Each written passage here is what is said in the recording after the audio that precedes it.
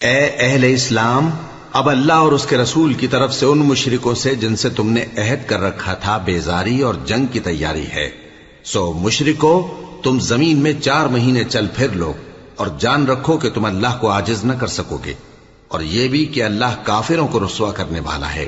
اور حج اکبر کے دن اللہ اور اس کے رسول کی طرف سے لوگوں کو آگاہ کیا جاتا ہے کہ اللہ مشرکوں سے بیزار ہے اور اس کا رسول بھی۔ اب اگر تم توبہ کر لو تو تمہارے حق میں بہتر ہے، اور اگر نہ مانو تو جان رکھو کہ تم اللہ کو ہرا نہیں سکو گے۔ اور اے پیغمبر، کافروں کو دکھ دینے والے عذاب کی خبر سنا دو۔ البتہ جن مشرکوں کے ساتھ تم نے عہد کیا ہو اور انہوں نے تمہارا کسی طرح کا قصور نہ کیا ہو اور نہ تمہارے مقابلے میں کسی کی مدد کی ہو، تو جس مدت تک ان کے ساتھ عہد کیا ہو اسے پورا کرو، کہ اللہ پرہیزگاروں کو دوست رکھتا ہے۔ پس جب عزت کے مہینے گزر جائیں تو مشرکوں کو جہاں پاؤ قتل کر دو، اور ان کو پکڑ لو اور گھیر لو، اور ہر گھات کی جگہ ان کی طاق میں بیٹھے رہو۔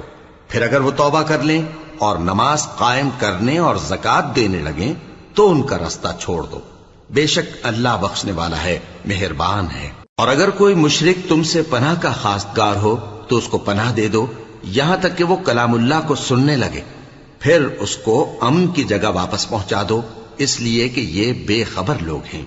بھلا مشرکوں کے لیے جنہوں نے عہد توڑ ڈالا، اللہ اور اس کے رسول کے نزدیک عہد کیسے قائم رہ سکتا ہے؟ ہاں، جن لوگوں کے ساتھ تم نے مسجد حرام یعنی خانہ کعبہ کے نزدیک عہد کیا ہے، اگر وہ اپنے عہد پر قائم رہیں تو تم بھی اپنے قول و قرار پر قائم رہو، بے شک اللہ پرہیزگاروں کو دوست رکھتا ہے۔ بھلا ان سے عہد کیوں کر پورا کیا جائے جب ان کا یہ حال ہے کہ اگر تم پر غلبہ پا لیں تو نہ قرابت کا لحاظ کریں نہ عہد کا۔ یہ منہ سے تو تمہیں خوش کر دیتی ہیں، لیکن ان کے دل ان باتوں کو قبول نہیں کرتے، اور ان میں اکثر نافرمان ہیں۔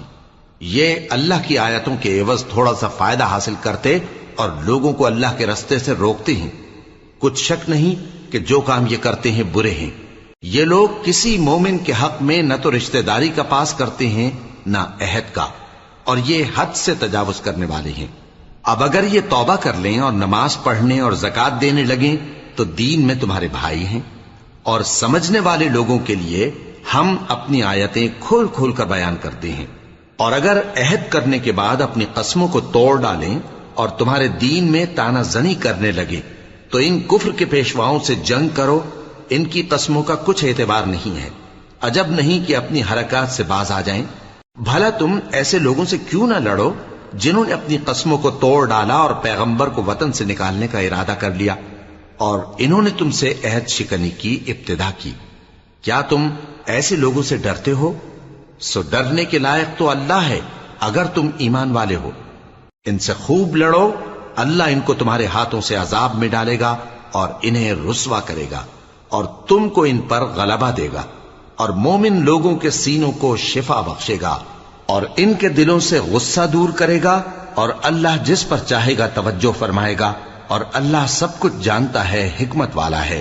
کیا تم لوگ یہ خیال کرتے ہو کہ بے آزمائش چھوڑ دیے جاؤ گے؟ اور ابھی تو اللہ نے تم میں سے ایسے لوگوں کو پرکھا ہی نہیں جنہوں نے جہاد کیا، اور اللہ اور اس کے رسول اور مومنوں کے سوا کسی کو دلی دوست نہیں بنایا، اور اللہ تمہارے سب کاموں سے واقف ہے۔ مشرکوں کا کام نہیں کہ اللہ کی مسجدوں کو آباد کریں جبکہ وہ اپنے آپ پر کفر کی گواہی دے رہی ہوں۔ ان لوگوں کے سب اعمال بیکار ہیں اور وہ ہمیشہ دوزخ میں رہیں گے۔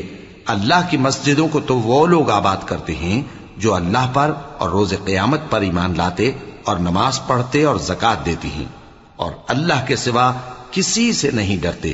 یہی لوگ امید ہے کہ ہدایت یافتہ لوگوں میں سے ہوں۔